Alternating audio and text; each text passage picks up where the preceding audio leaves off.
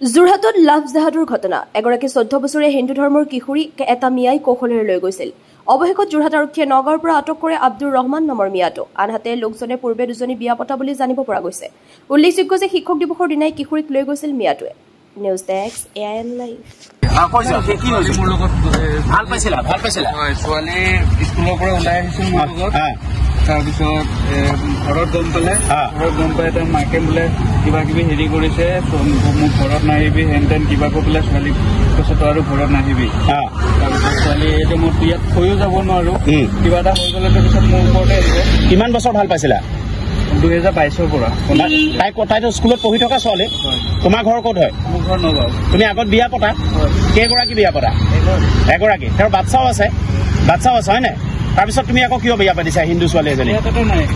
কিয় লৈ গ'লা তুমি হিন্দু ছোৱালী এজনী? তুমি তেওঁ হিন্দু ছোৱালী বুলি জানা নাই? তোমাৰ নামটো কি?